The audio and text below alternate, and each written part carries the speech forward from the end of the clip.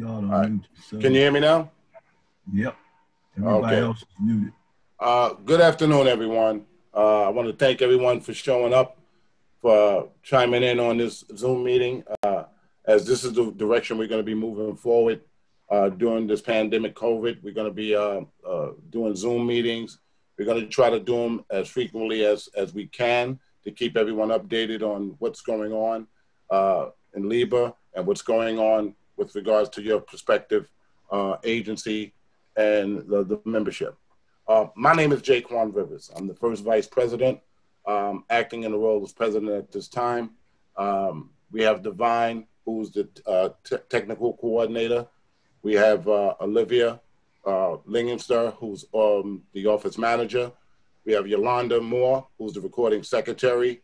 We have Jeffrey Hunter, who's our political president, dealing with the political affairs. Chairman, rather. Maybe I said it wrong. Jeff can straighten me, correct me later. Yes, Chairman. Yes, Chairman. Yeah, first of all, again, I want to just thank all you for coming on. And we're going to try to bring you up to speed. For those who were not here yesterday, if we missed something today, or if there's a question you may want answers to, you can always go to the LEEBA website. Yesterday's full meeting is posted on there. You can listen to the attorneys because some of them might not be able to make it today. So if you have any questions for them, they might answer it on yesterday's meeting. So please feel free to reflect back on that. And if there's any other questions that we can answer right now, we will answer.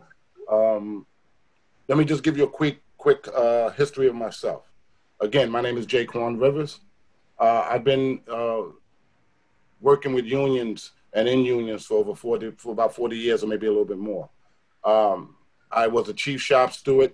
That's what they call them in Local -1, Utility Workers Union, when I worked for Con Edison. Like I said, I was a chief shop steward. Then I came to the city. I started working with Teamsters Local 237. I became a shop steward, a liaison, and then I became a business agent, and then I ran for the presidency of 24,000 members in 237, and only lost by 178 votes, which we contested, but that's another story. I just wanted to give you a brief history on me and what I have with regards to representing members.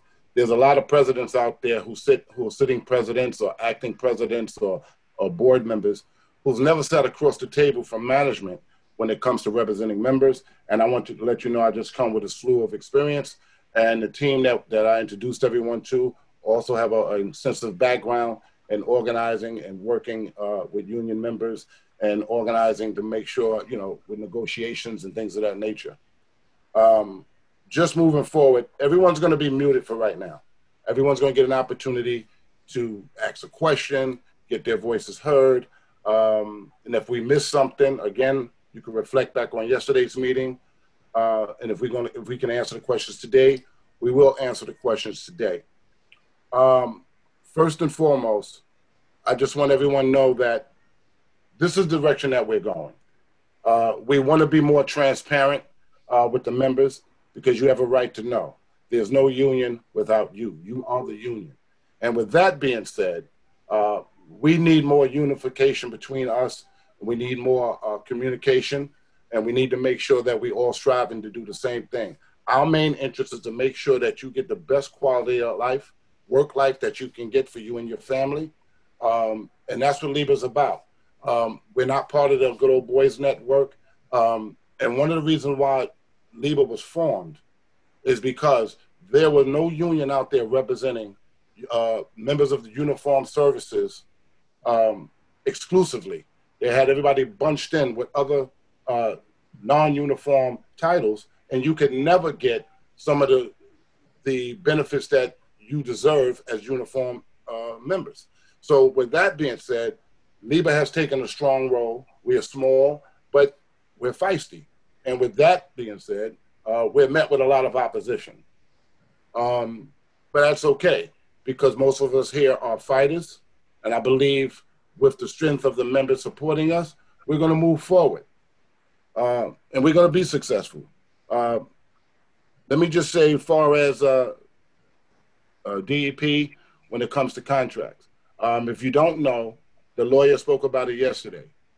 He's already filed an improper practice with the city of New York and a lawsuit against the city of New York with regards to moving forward with some of the negotiations for contracts, and also against the whole arbitration award.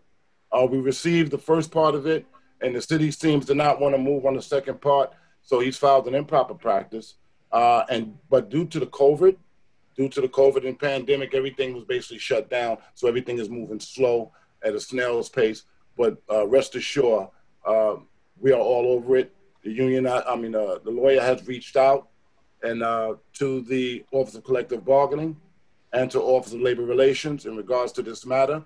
We were told by Office of Labor Relations that they will be giving us a counter proposal very soon with regards to our benefit funds. As the lawyer eloquently said yesterday, they were wrong in what they did, and it breached the contract, the agreement that we have with the city. Just like if we have an agreement with them, we can't breach it, they should not be able to breach it. And that's exactly what they did. They breached our contract. They told us they just took out funds when they had an obligation to go to arbitration.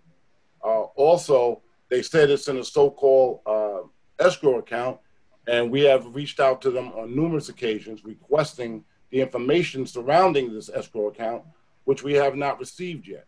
And that's why we had to take it to arbitration to compel them to make some type of move or to give us some type of valid answer. So I just wanted to let you know that.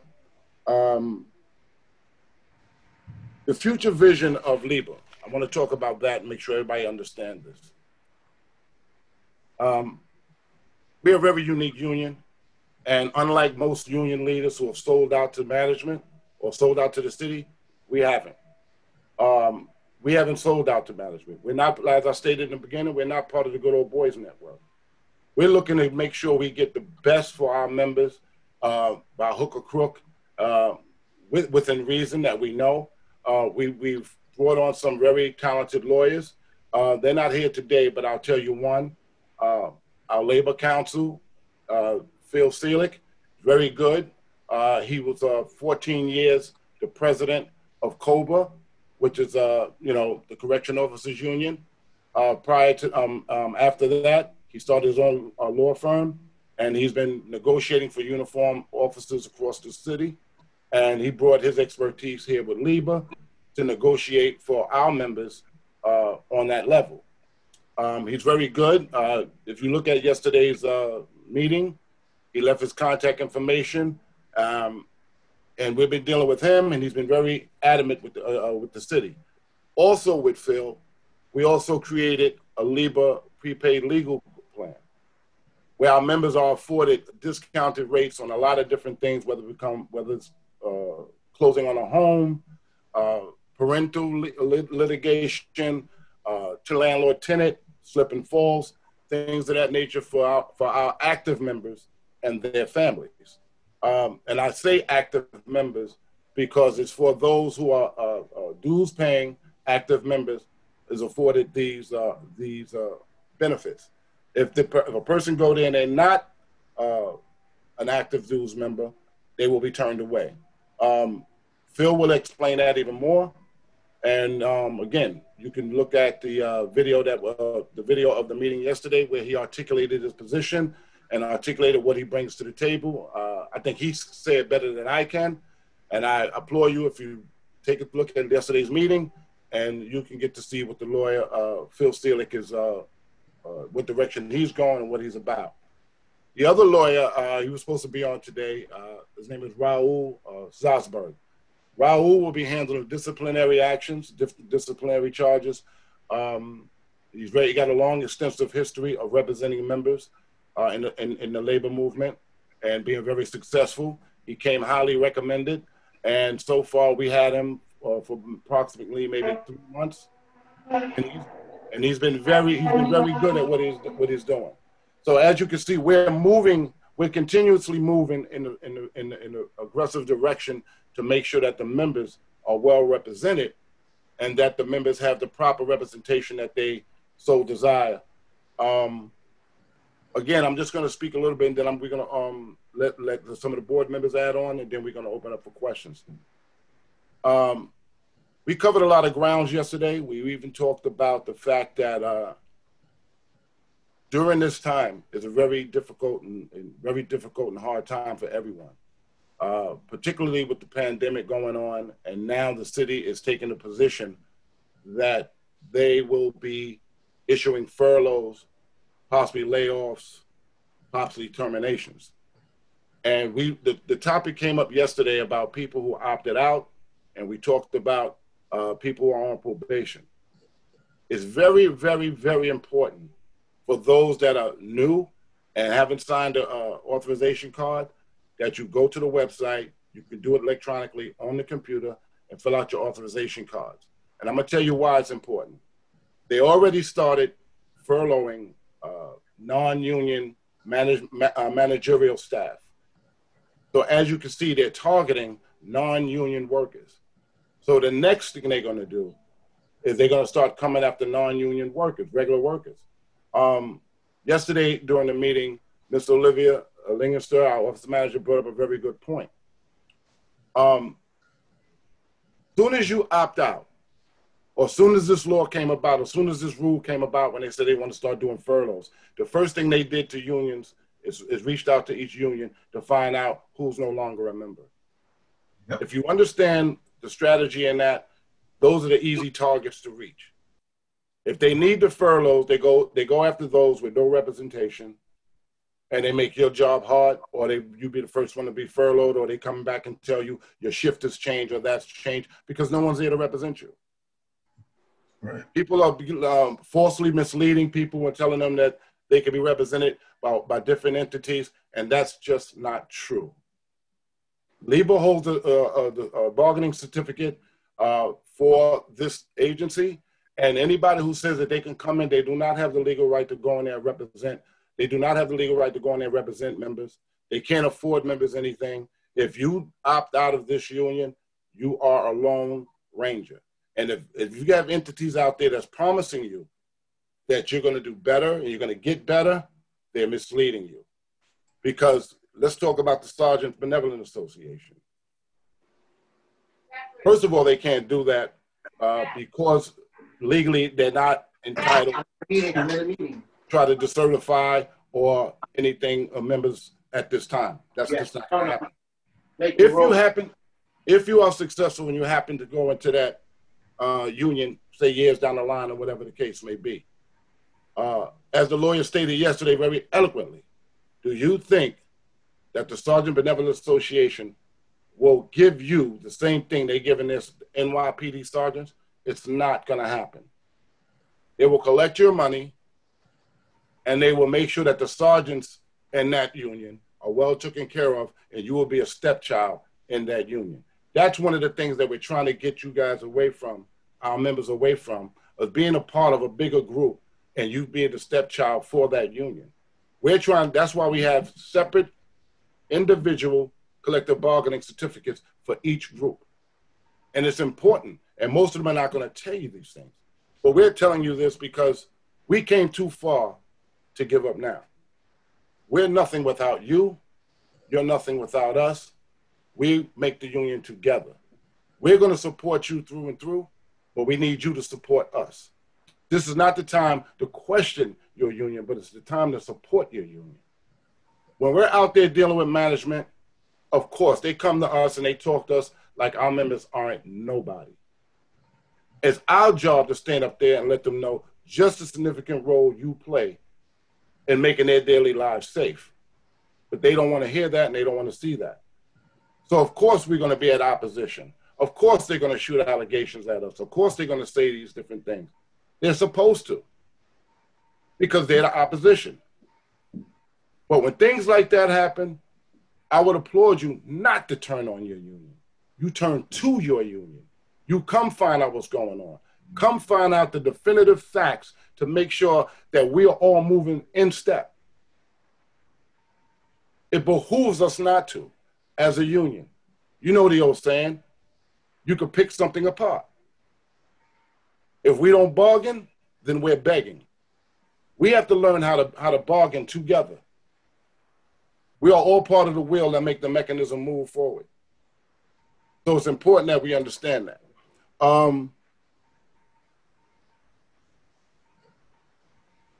We talked about disciplinary issues. We talked about probationary issues, grievances. Again, it's important that anybody who has not signed an authorization card, go onto the website.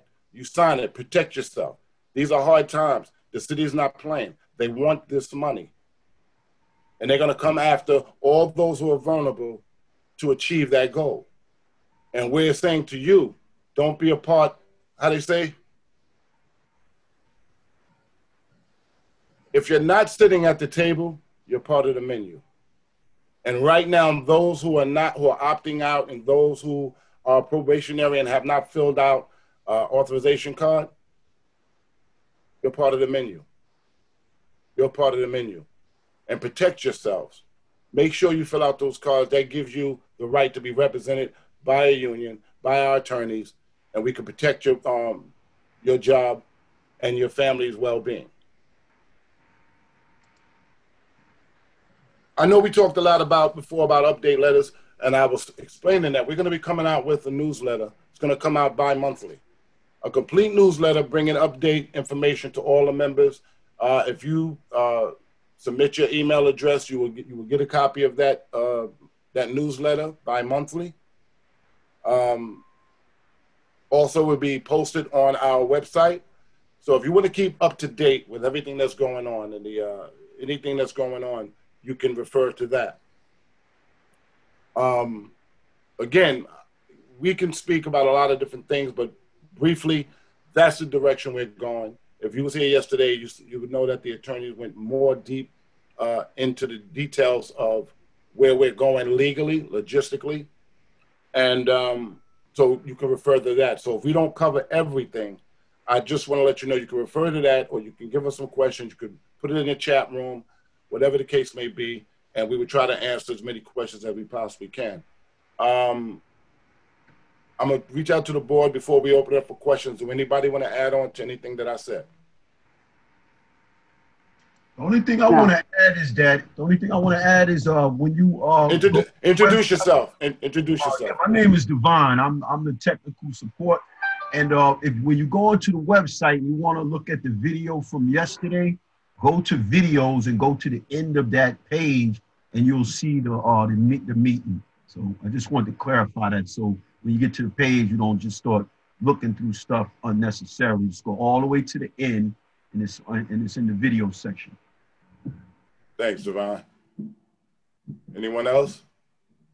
Yeah, my name is Olivia Lancaster. I'm the office manager / help recruit / help consultant and work on negotiations. Just to reiterate about the issue of you signing your authorization cards. I come from CUNY, where CUNY, I retired from CUNY, and CUNY was trying to decertify from Local 237. So just remember that there is a process when people want to decertify. It's not like you can just jump up and say, yeah, I want to be part of the Sergeants Benevolent Association because you like what they're offering. There is a process. So when they come to you saying, well, you sign up with us and we'll help you, you cannot go in that route. So opting out is really taking away your safeguards. If you have an issue with a union, I suggest, and I've always told this to members, make sure that you understand what's going on before you make decisions that can hurt you. Once you opt out, your safeguards are gone. Even if another union tells you, oh yeah, we're gonna help you out. They can't help you out because they're still not your bargaining unit.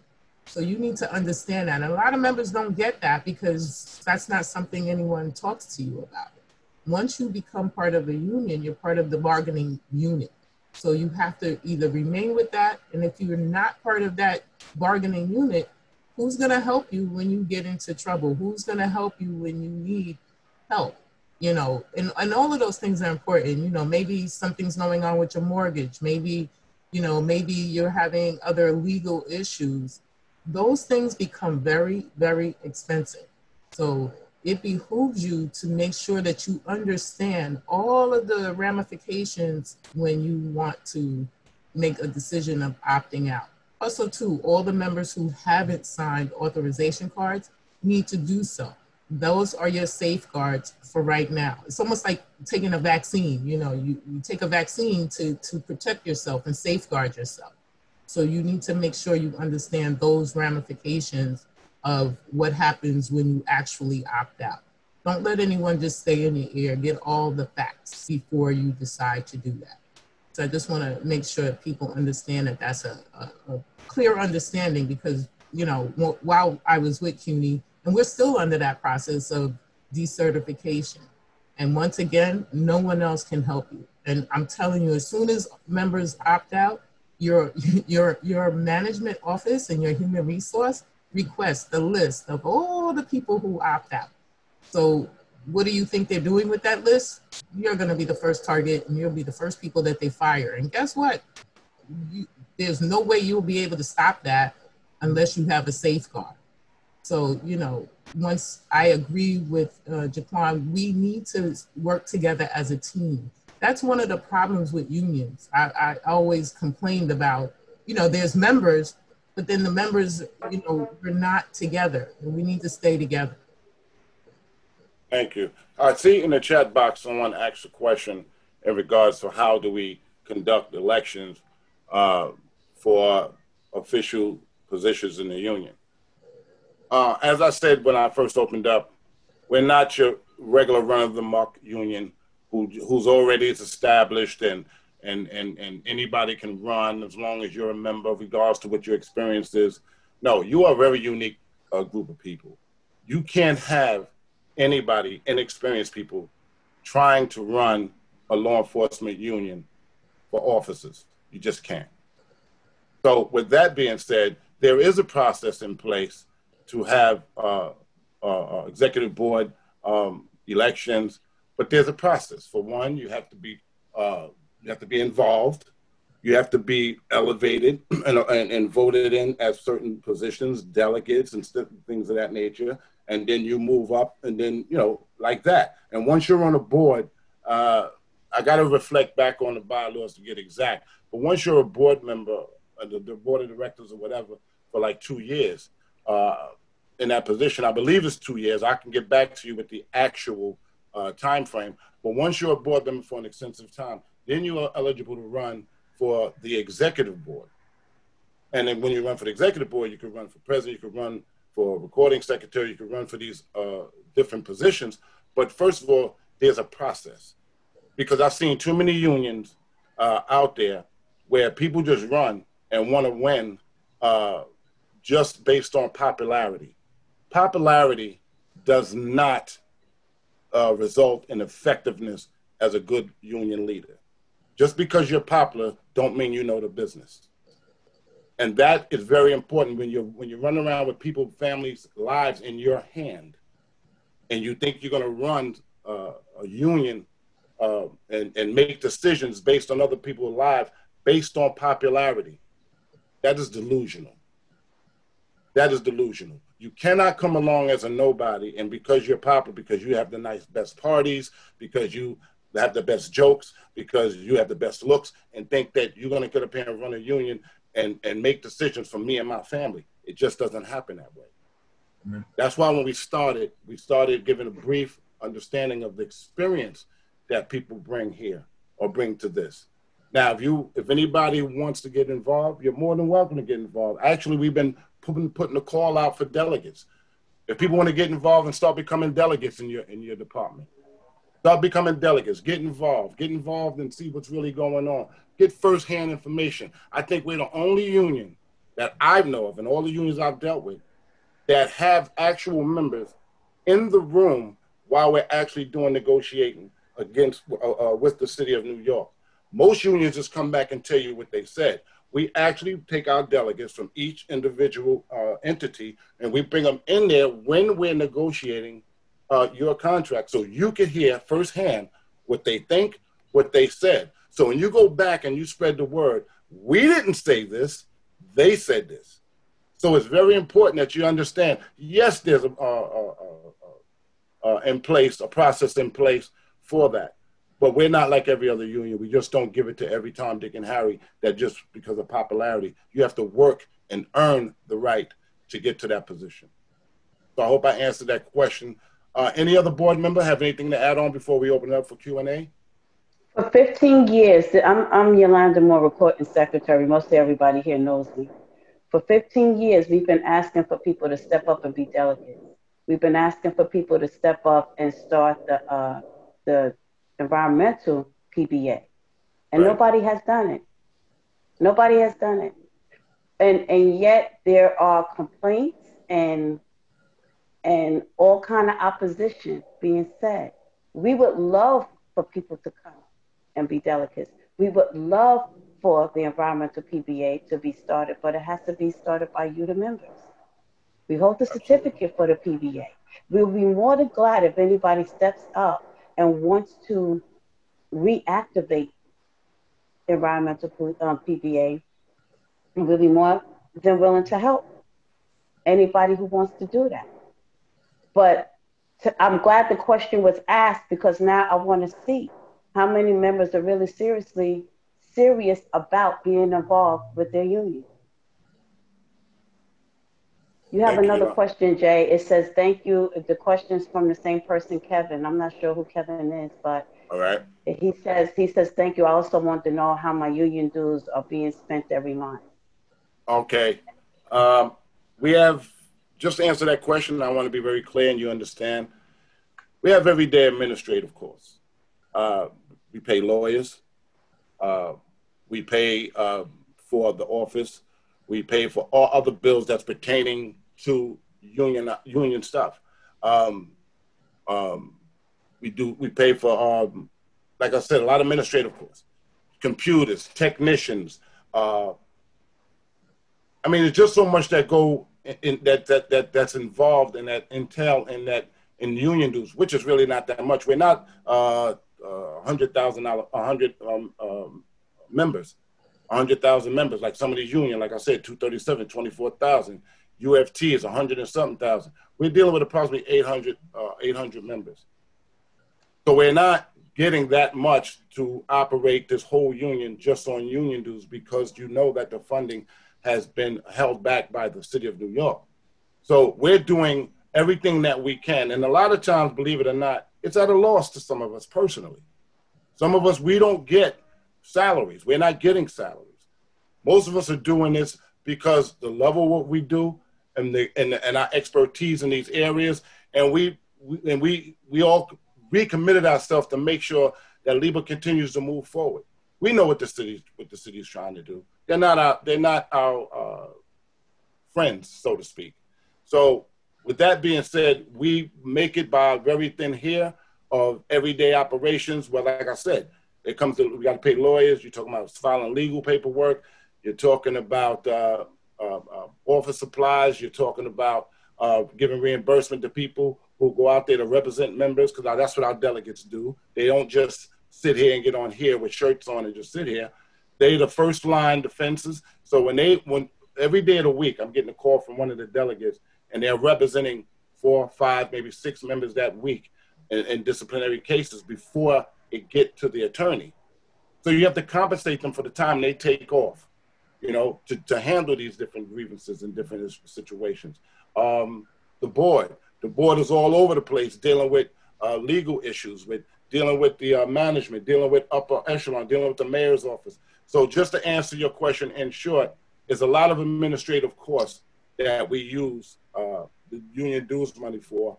And believe me, we're barely making it. And that's one of the reasons why we had to restructure some things and make sure we gave salary cuts and everything to everybody. And that's why everybody now is working basically on expense reimbursement opposed to any salaries. So I hope I answered your question. Jaquan, I have another question for you, which I'm not sure if, but I'm going to just ask it. First question was, why have we never received any type of breakdown to where our money is going?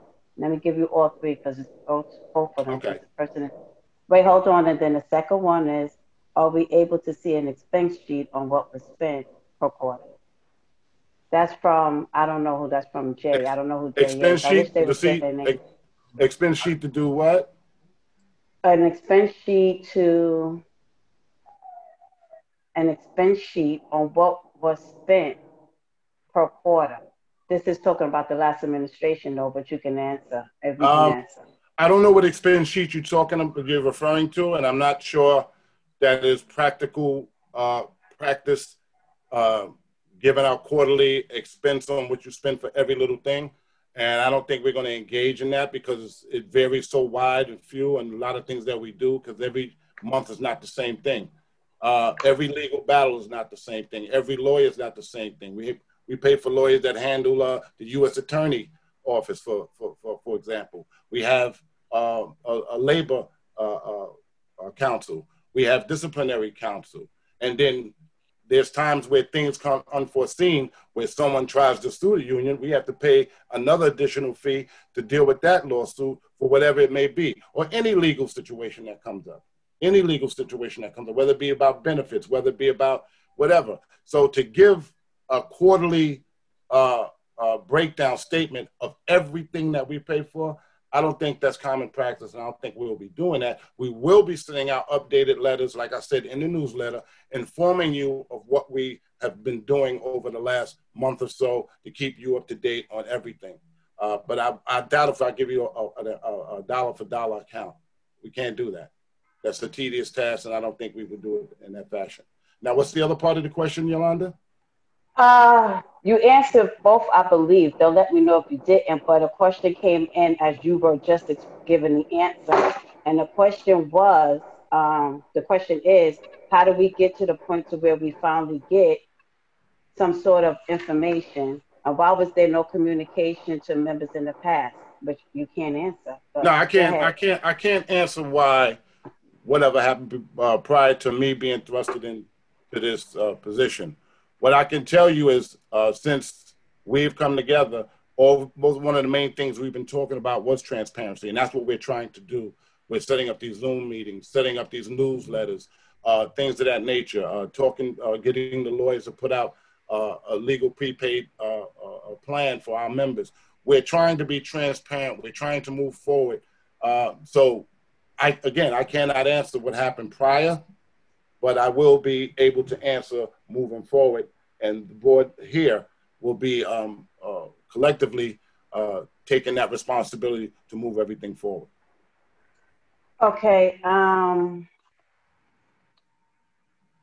don't know who this person is, but then they said, well, maybe other board members can answer since they served under Kenny, and can they be transparent with members? Well, I actually thought that I was being transparent with members. I actually thought that when anything happened, I would come and try to give the information, though I've been silenced by the department not to speak on union issues, but everybody has my number. People could have called me at any given time to get whatever answers that they needed that I could answer. The reason for Kenny not giving out the information, that's for Kenny to answer, and Kenny can't answer because he's not here. But anything that I have known to say, I would say, and I would give it out. And especially with people in my precinct, they have more access to me than anybody. So I'm not sure what other answer this member's looking for, or non-member, I'm not sure because they don't have their name here. And we have a person who wants to ask a question when the floor opens up. Okay. So, all right, when you open up the floor, we'll let this person ask the question. Actually, if any other board members don't have anything particular to say, I'm going to ask Divine to open up the question. But I will ask before he open up that everybody be mindful and be respectful, and let other people talk. If you have a lot of noise in your background, we ask you to mute your background. If you don't, and we have to mute you, there's a chance that you won't be able to get your question asked, so we might not let you back in. Out of respect for other members that may have questions, we're going to move on to the next question. And we're going to ask everybody, again, to be respectful. Let a person complete their question and let them get an answer. And your turn will come where you can ask your question. But please try not to talk over each other. Jaquan, can I just say one thing, Jaquan? Oh, yeah. Go right ahead. This is Hunter. How you doing? My name is Jeff Hunter. I'm the director of the Legislative Action Committee. Just to let you know that I used to be the vice president of CWA 1181. I also was the director at the Legislative Committee over there, and we voted CWA out because our best interest wasn't at heart for them. I did a lot of research prior to coming to LEEBA. I was even skeptical, like most people are, because I didn't know too much about LEEBA. But after doing my own research and just seeing what they did on our behalf, meaning sanitation, I'm a lieutenant with sanitation enforcement. We haven't had a contract since 2010. Since we've been a part of LEEBA, they used every resource that they had to get to arbitration. We are now in arbitration, and I can honestly say we turned down a contract that would have gave us about $16,000 to $17,000 pay increase, but we still felt that that wasn't justified because the other division that we have within sanitation, they're making almost $50,000 more than what we're doing. So I just wanted to put that out there. Also, I am a part of the bargaining committee. And when you have the city sit before you, and we initially had only asked for a pay increase of $15,000. The deputy commissioner of finance couldn't even look us in the face and said that we feel that this division, meaning it was made up of minorities, didn't deserve those kind of pay increases. And so that just gives you a better perspective on how the city feels about a certain class of individuals. We're also, as the director of the Legislative Action Committee, we are also working on creating a PAC, which is a Political Action Committee. I go back and forth to Albany. I interact with a lot of assemblymen, a lot of assemblywomen. So we're looking at this from a political perspective too, because we understand that we need allies, not only within the union, but up in Albany, up in Washington. And so we're really trying to build that alliance with the politicians to pass certain laws, to pass certain legislation, so that we can better improve the lives of everybody within this union and just as a community, because minority members in all unions are getting a raw deal, in my personal opinion. And so I just wanted to say that, and I thank you guys for participating, and just stay focused, and anything is possible. Anything is possible. Thank you, Jeff. Thank you, Jeff. Yeah, Divine, did you unmute? You can unmute everybody so we can get some questions in. Whoever wants to unmute themselves and speak, they may do so. Elliot Clanton is going to be the first one. He chatted in a question. I just asked him to introduce himself and then just ask a question. Elliot has to unmute himself now, I believe, right, Divine? Yeah, he can speak if he unmutes himself. I believe Corey Albert also had his hand raised. Yeah, he has. Yeah, he does. He has questions too. Okay. Okay, guys, you have to Divine. You said that you sent them. I'm unmuted. Can you hear me? Okay. How you doing, Corey? I'm good. Good to meet you. This is the first time I'm seeing you, and meeting you. So okay. I just had a couple of questions, and seeing that, this is the first time I'm seeing you, I'm meeting you, and the other gentleman, I forgot his name, but seeing the past and seeing what we've been through, you telling us all of these things.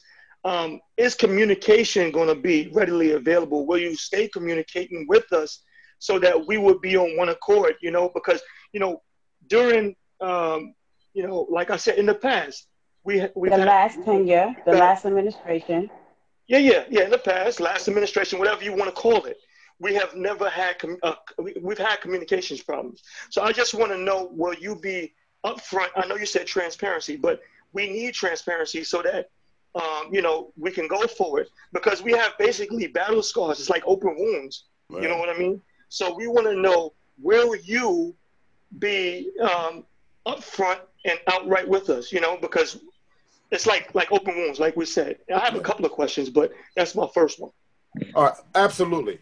Absolutely, emphatically, yes. This is, like I said, this is something that we're going to be doing on an ongoing basis.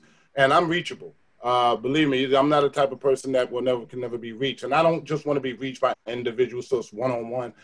We're going to be doing forums like this pretty often. We're going to try to do them as much as we possibly can in between of doing everything else. But at the same time, members have a right to say, hey, listen, we want a meeting, and come up with a date and give me a few dates. And I'll say, okay, well, boom, the board can meet with y'all and we'll do something like this. But to answer the question straightforward, absolutely. Awesome. And I was going to ask the same question Elliot asked. He put in the chat, basically, he asked about, you know, us being civil service employees. And you said that we'll, you know, you said furlough the managers or whatever, but we, you know, we're civil service. So you said they might go after us, the city might go after us to fire us or whatever. How can they fire us seeing that we're civil service employees? No, okay. You see what I'm saying? Good question. I'm glad you asked that. When I say that, I'm talking about legal. Like if you don't have a union representation, and they come to you tomorrow and say, we're giving you a tour, we're changing your tour. And if you're a single parent or you're a parent and you have to pick up your children, you're going to have to make a decision. If you can't obligate yourself to being at work and with the child at the same time, some people opt out and say, listen, I got to pick up my child. Whatever the situation may be, they're going to box you into a position where they're going to be able to take disciplinary action because they know you have no union representation. You have no backing. Most members cannot afford $5,000 to $10,000 to $15,000 every time management say something to them in order to go retain an attorney. So I want to be clear. I want to be clear on that. I'm glad you brought that up. It's not that they can just fire you because you are civil service. There's civil service laws, but they will make your life a living hell to the point where they'll take disciplinary action, and then who's there to represent you? That's what I'm talking about. Okay. I hope I answered that for you. No, you did, and I appreciate that. And from my experience, I'm not throwing darts or anything. From my experience, I've never had a problem with management, right? And it's just been my peers, and this is coming from a personal level. You know, since I was actually dropped from being a union of LEEBA or whatever, I had to come out of pocket for lawyers and all of that. And it's never been management, it's been my peers. But that's just from personal experience, you feel what I'm saying?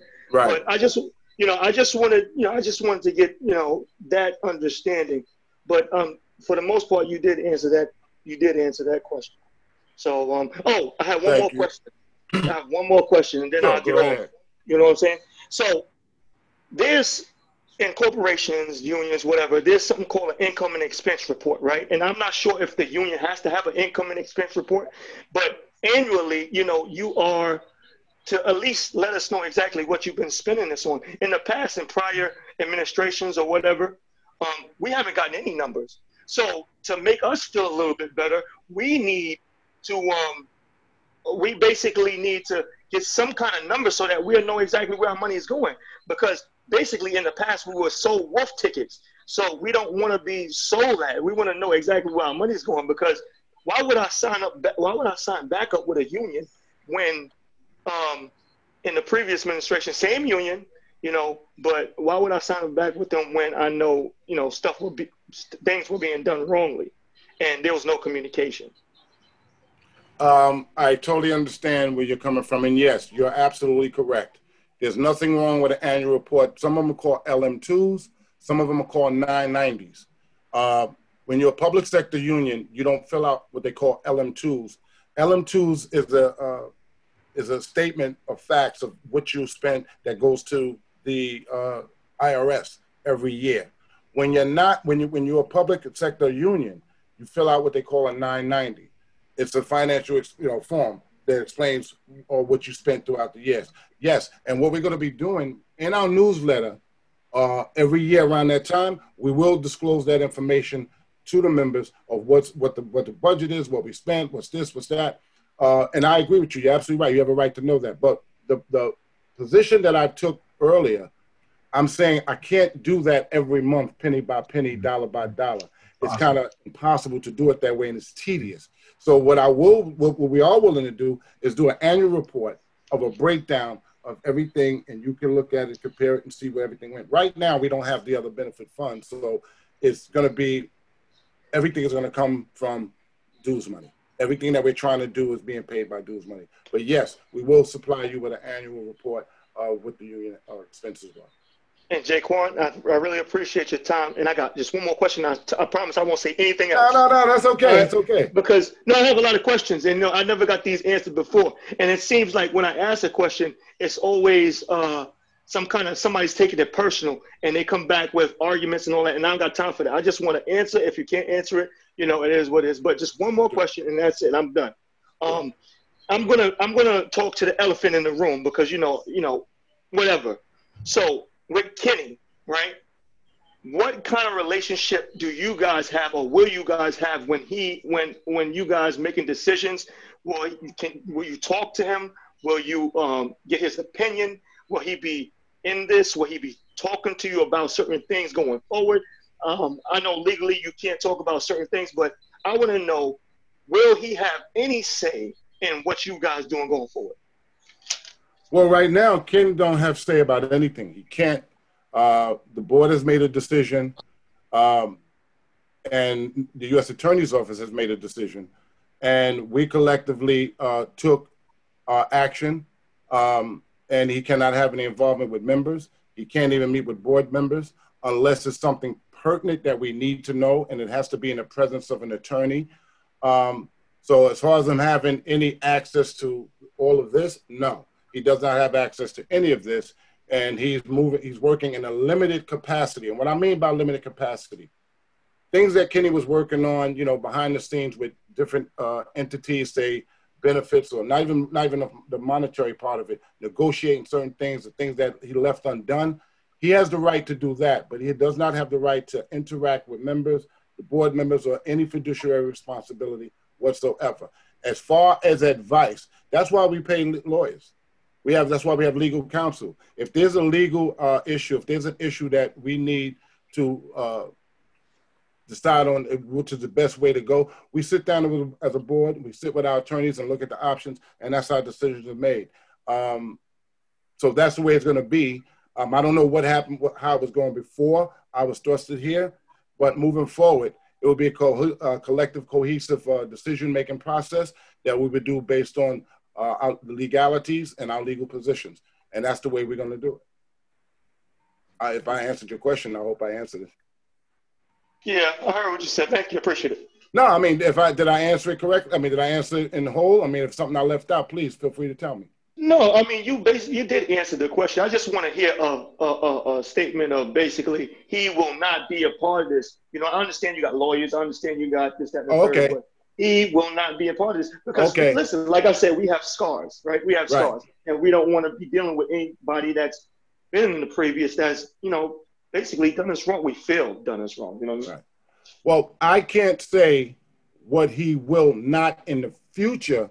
I can't say in the future if he's exonerated, if all charges are dropped. Technically, on record, he is the president. I'm the first vice president. And I stepped in the role, I'm acting president. So if he's exonerated and all charges are dropped and he can resume back to his position, then the only thing that can stop that is the election process. Now, by any means, if he's convicted of anything or found guilty of anything, that's a whole different game changer. So I'll be speaking before putting the cart before the horse if I say, he will not be having any decisions. Again, if he's found innocent of all charges and may resume, there's nothing I can do about that. It's the position he wants to take once he returns. Now, if it's, like I said, if it comes back in a different decision, then that changes the ball game altogether. But for right now, and that could take some time. To get to that determination. But right now, any decisions moving forward right now is being made by the board that you see before you, minus Mr. Laquan Word and Peter Love. Okay, thanks. You're welcome, bro. Any other questions? Anybody else? Yes. Hi, guys. How are you? Thank you for doing this. This is Matt Kruger. Mr. Rivers, thank you so much for doing this. Yolanda, thank you for inviting everyone. I do have a few questions. Thank you, Matt. All right. One of the things that I do want to start, I want to start my questions from the beginning, and hopefully we'll get to them, and you guys will see the pattern of what I'm asking. The first question is, we have 3 portfolios for the EPOs. You have due paying members, you have members that have not signed authorization cards, and you have people that have now opted out. In the past, you ask anyone, I've told no one, and I mean no one, to opt out. I do not believe in opting out. I felt that it would be detrimental to all units and everyone that's an EPO. From that point forward, we have to educate the members on why they were opting out from the get-go in the past.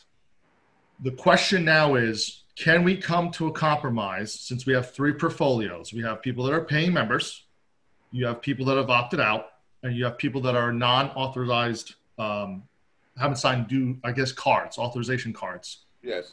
Can we compromise? Can we come to a solution that we can educate our people, get the delegates educated on Janus under Article 93, have that meeting, and start to bring back some people so this way we can have what we had before, which is that strong unity. So that's the first question. I know that that's I'm not trying to jump on anyone on it. Absolutely not. Yes, sir. If you don't mind, I'll answer that one without hesitation. Yes, sir. Absolutely, Matt. Absolutely, we can. We have no problems. We have no problems with that. Clarifying that, having a meeting about that, revisiting the people who opt out unknowingly, why, we can reconsider and opt back in. We have no problem with that.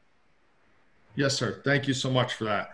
Because that's going to be the first battle that we have to get our people back on, right? So that's the first battle. Absolutely. The second question, folks, is going to be, even though we have Mr. Winder, President Winder, I spoke to Kenny in November. Kenny was all on board for a watershed PBA or a PBA at the time. I felt very confident. Yolanda set that up. I was very happy to speak with Kenny for a few weeks. One of the things that we need to discuss, I know everyone keeps asking you guys, are we going to see expense forms? We're going to see this, we're going to see that. Learning this business the last 10 months for myself, the Directive 12. If you guys can start honing in on the Directive 12, I think that will sum up a lot of the issues that you're getting right now for these questions. Absolutely, absolutely. Matt, I appreciate that statement so much because you're absolutely correct. What we have done, we went out and we hired a new third-party administrator that will be, that's going to be their job to make sure that that's done. One of the agreements and obligations of the Easy Choice, which is the third-party administrators, is we want our papers filed at minimum of 6 months prior to the time allotted for us, because we never want to run into a situation like this. And there will be a valid financial statement and breakdown where we can give to the members. So that's one of the reasons why we have them in place now. And I agree that the Directive 12s need to be addressed the way they should have been addressed. I understand, don't get me wrong, I'm not saying anybody was wrong for what they did, because I do know in this business, minimum of about 40 to 50% of the unions are terribly late. But if they want you, they will use that to come after you. Yes, sir. Yes, sir. They will pick you out individually. Most unions, I remember 237, like I said, with over 24,000 members. And their Directive 12s was 4 and 5 years behind. It was almost $20 million that they lost. But again, we can't point our fingers at everybody else. We can only justify and be accountable for our actions. And moving forward, we will make sure that that Directive 12 is done appropriate and timely the way it's supposed to. I agree, because you guys are learning from that past now. So the past is the past. We're moving forward. You guys are trying to do with the best you can, and that Directive 12 was pretty much on everyone's mind. Right. The next question is going to be now under the 990, and everyone keeps asking again, is there going to be a possibility down the road that they can take a look at the 990? And then I have another question about the 1024, 1023 process. And that's pretty much it for that. All right. Oh, absolutely. Because the 990s and the LM2s are actually public information. Exactly. You know, there's public information. Most unions don't. They'll sneak it in somewhere, like in their newsletter, real small in the corner. So now they justified saying they gave it out. Most people don't even read it. But what we're going to do, of course, we're going to do this. We're going to put out the 990s once they're done. We're going to try to do that, like I said, in the newsletter form where it's legible, where everybody can see it at least once a year, because that's how you have to do it based on OLR and the controller's office. So yes, we're definitely going to present that to the members. Absolutely. Outstanding. So that's going to sum up a lot of the questions that people have been trying to figure out for all these months and maybe a few years now.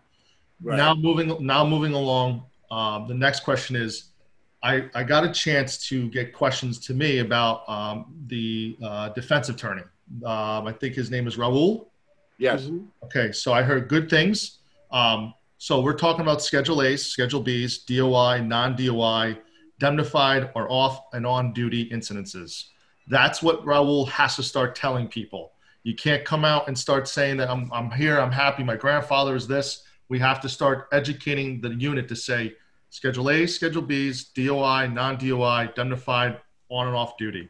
The moment people hear that, the better people are going to respond to that, because that's what they've been handling. When you have Corey Albert saying that most of the incidences that are happening with workplace violence EEO, Raul needs to jump on that ASAP. He needs to be able to explain that for the people. So that right there will benefit big time, because you have a lot of instances where Darlene Martinez is sitting there from EEO going, I don't want to handle this. I want you guys to handle this. You know, Thompson's like, I don't want to handle this. I want you to handle this. And we need to bridge that gap with Raul, and we need to educate our delegates to that nature, because they can represent you through those mediations. So that's something that needs to be addressed. And that's not so much time consuming for you, Mr. Rivers, or for the board. It would be more time consuming for maybe the delegates, and perhaps maybe Raul having a training once a month for the delegates to achieve that goal. So that's something that has to be addressed eventually. The second thing, these are statements a little bit. The second thing I'm realizing now is when we're talking about Mr. Siegel has 40 years of experience. I think a lot of labor lawyers that are coming to the table now, a lot of them do. I do agree with that OLR has taken a step back because of COVID-19. However, there needs to be somewhat of an agenda for Mr. Siegel to give to the unit of the EPOs.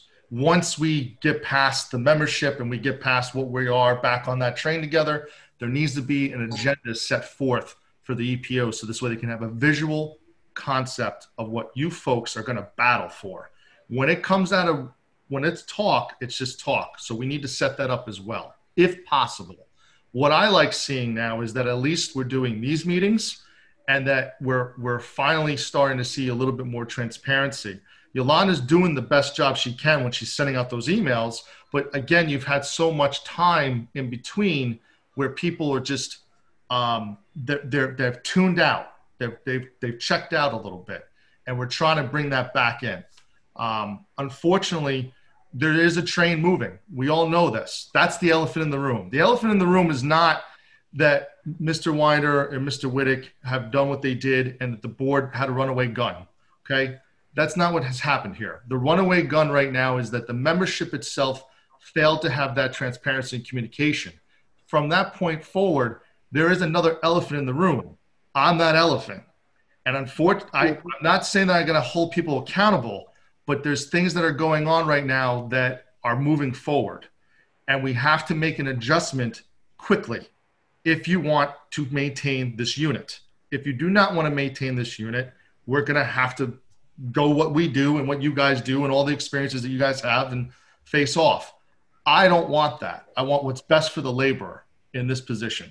That's why I'm here today to ask, talk to you guys and figure this out. Thank you. I appreciate that, Matt. Thank you. Yes, because I know what you guys are going through just learning the last 10 months.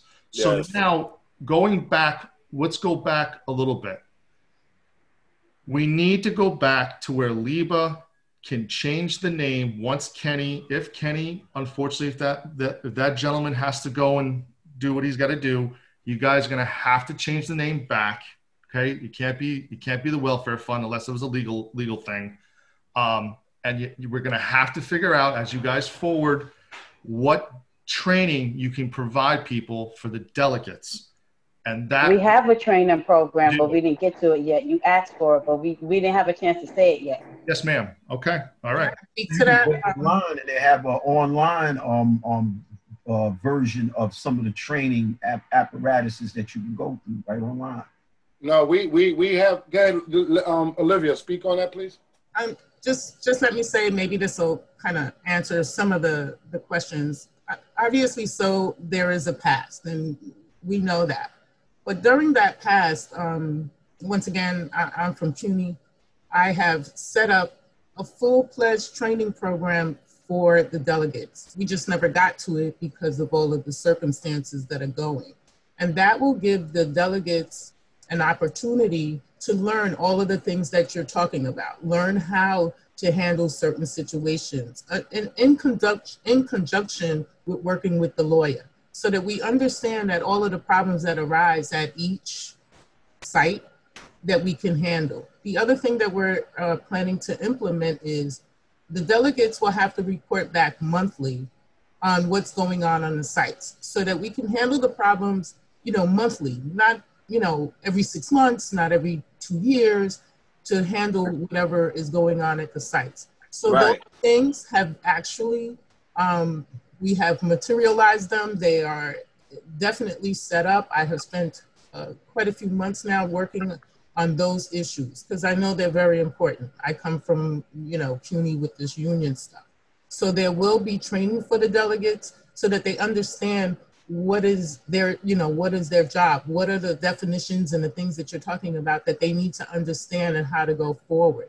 So they will have to report to us every maybe 3 months or so what's going on at each site and what are the issues that need to be discussed and handled. The other thing that we've also talked about is possibly looking into getting a union hall so that we can have meetings and everyone can voice their opinion and be more closer to the union. Obviously, so we cannot erase the past. We can only go forward. So we are working on those issues, and we welcome you to continue to give us the opportunity to move forward in that pace. So there will be delegate training and things of those natures. Those things were being put in place prior to all of the situation that has occurred.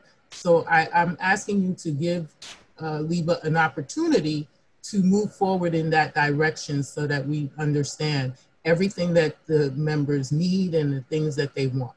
So can I just add to that real quick? I just want to add to that, to what Olivia just said. This is Jeff Hunter again.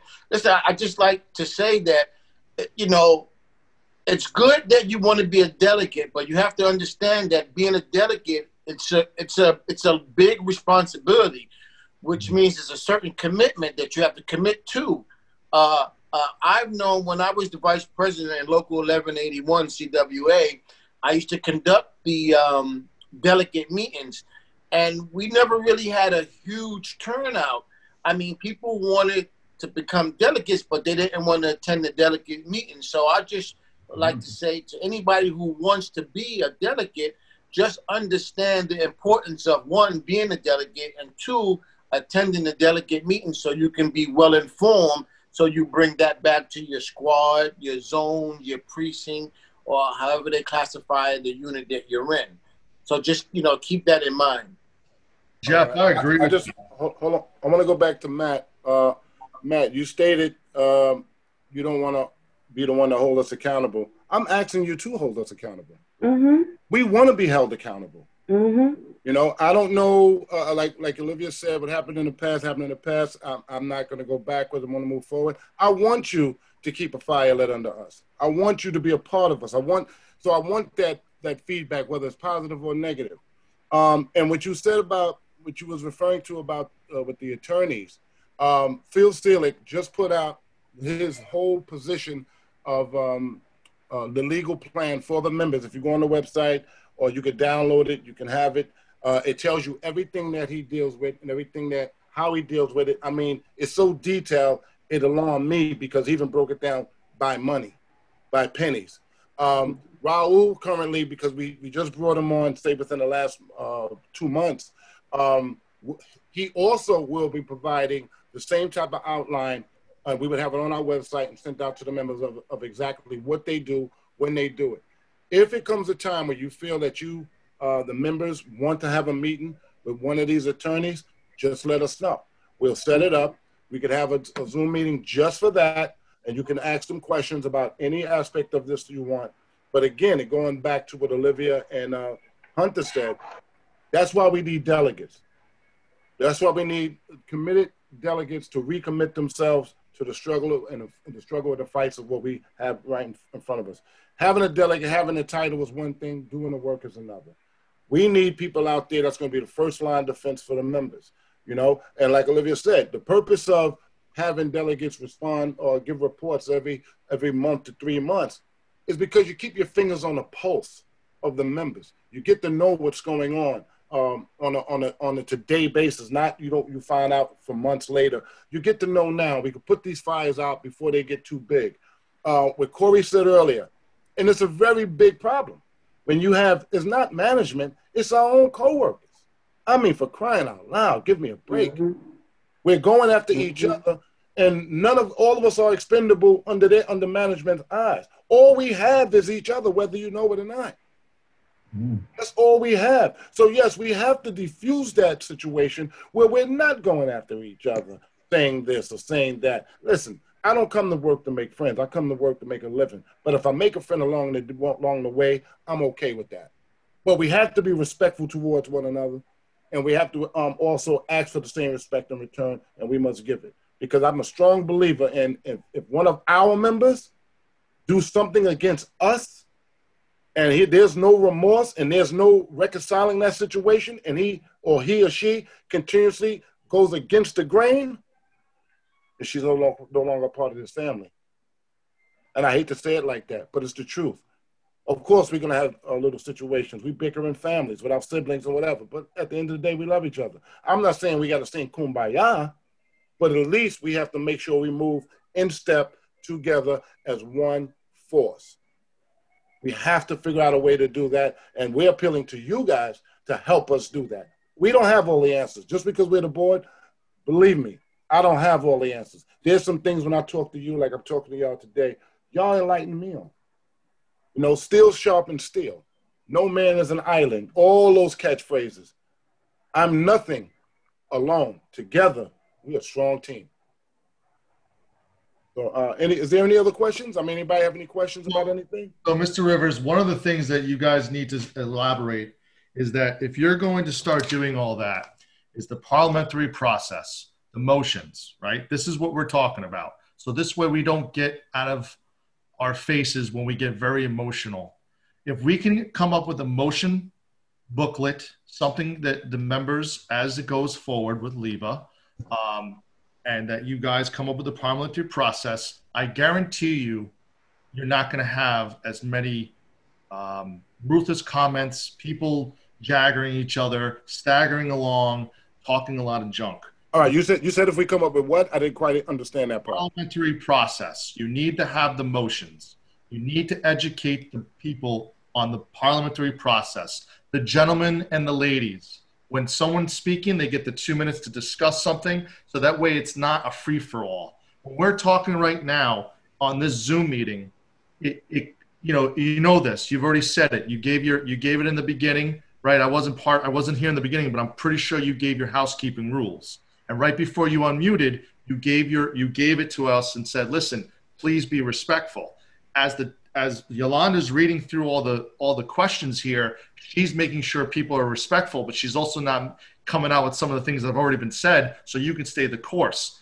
Instead of dealing with that course, we need to come up with a parliamentary process, a motion, something that the folks can understand that when they're standing there, they have an informative way of speaking and having their time. And the delegates help them through that process.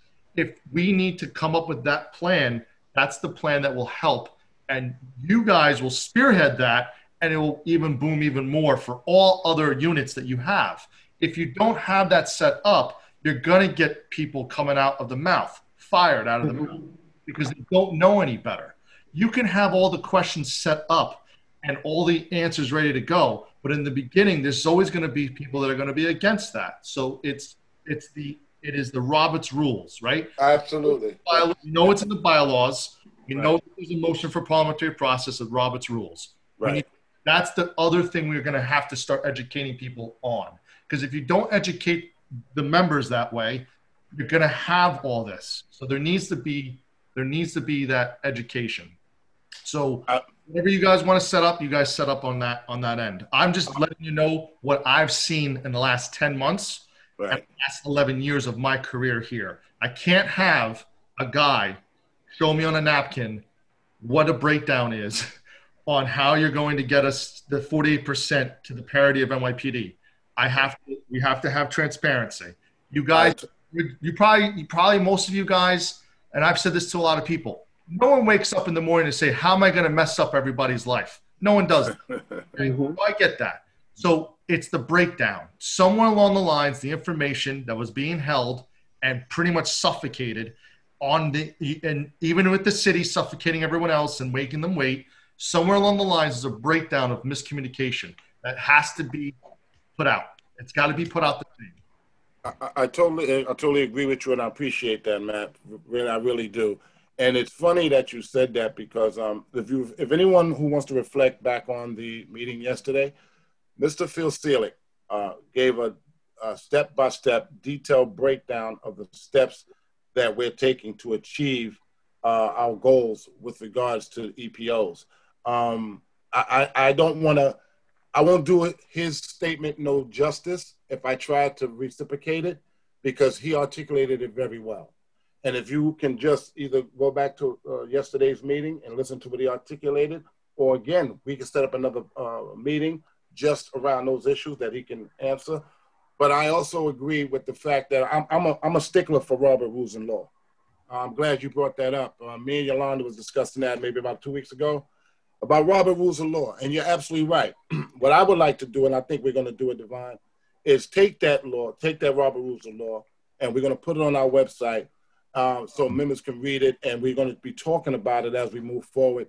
And also not just talking about it, we're going to try to live it. We're going to try to make sure that we move in that direction, not just us, the board, but educating our fellow brothers and colleagues as to these rules as we move along. It makes us well organized. It makes people respect us more. And the more unified we come across to people, and the more intellectual we conduct ourselves, the city is going to have to look at us in a very different light.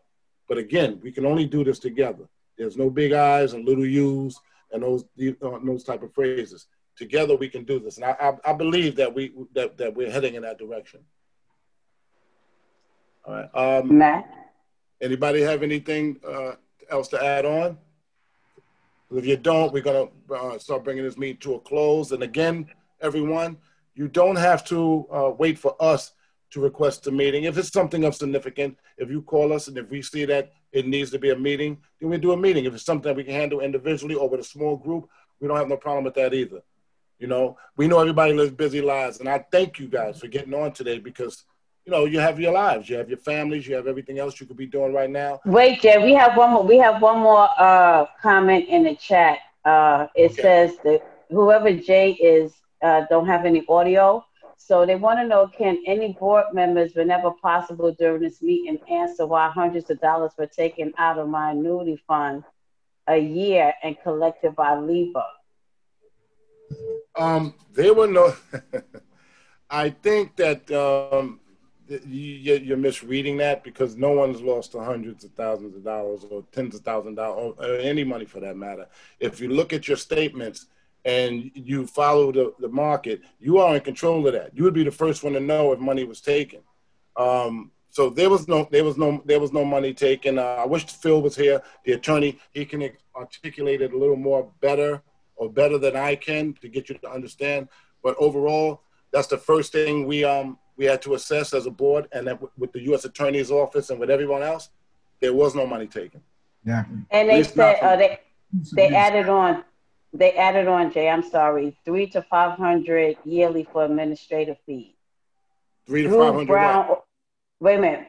300 to 500 yearly for administrative fees. Drew Brown office said it went to LEEBA. Without getting into the case, try to answer that, because we can't get into the case. Yeah, I'm not going to get into the particulars of the case, but I will tell you that's false information. If that was the case, we wouldn't be on this phone. LEEBA would be under the jail. That's the best I could tell you. We can't believe everything. And again, guys, please, I want you to understand. Please, guys, I want you to understand this. We are officers. We are police officers. We're not high-ranking crossing guards. Listen. The first line of our duties is do our due diligence and investigation, not hearsay.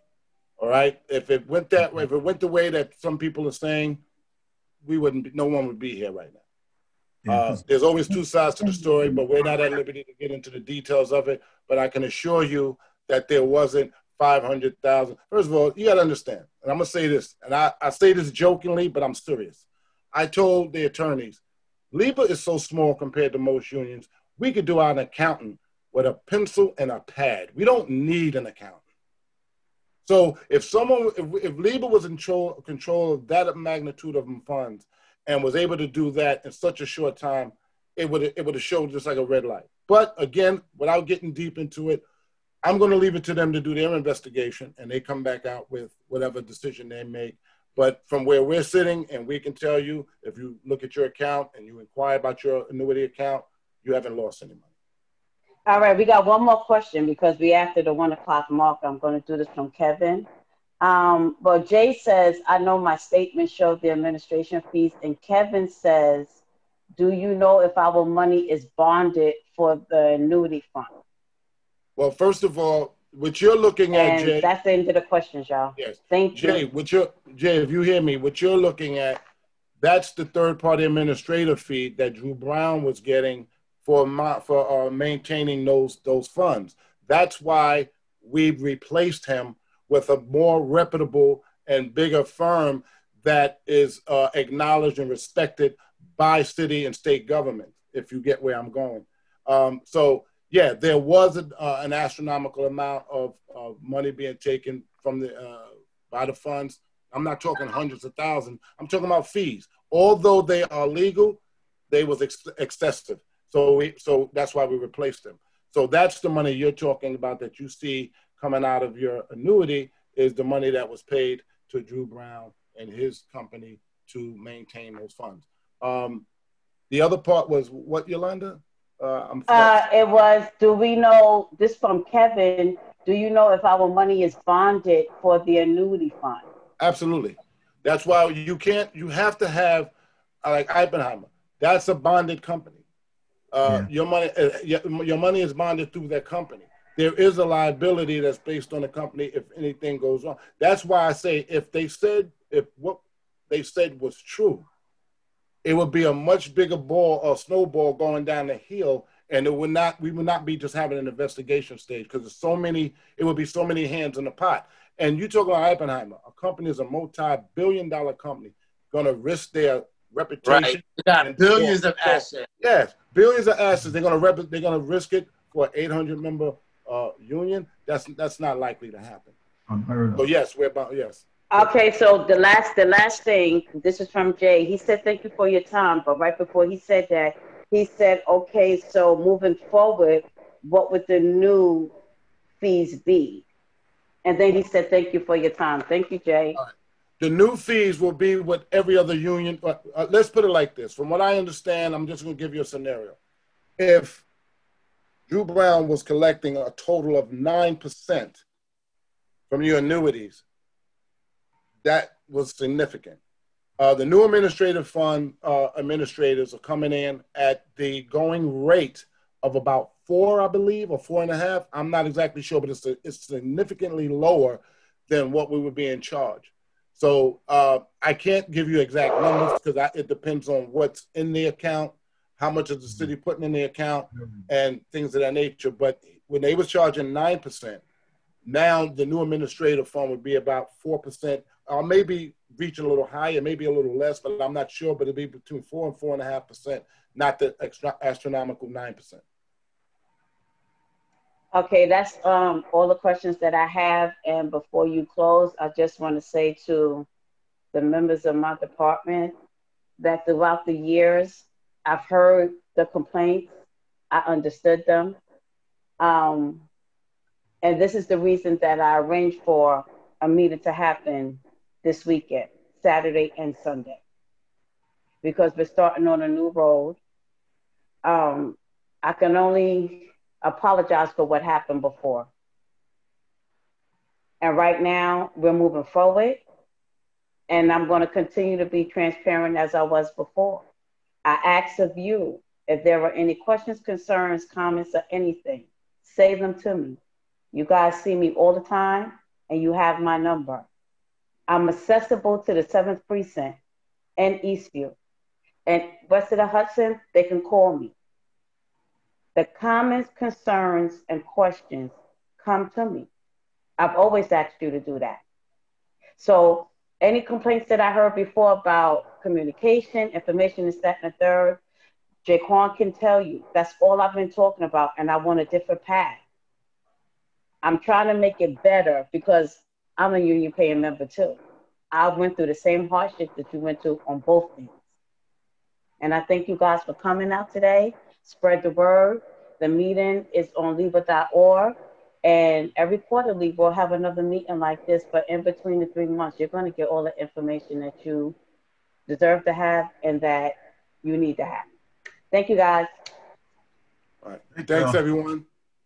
I'll see you guys soon, and y'all be safe out there. Thank you, guys. All right. Take care. All right. Thank you. You're welcome. All right now. The board stay on. Yeah.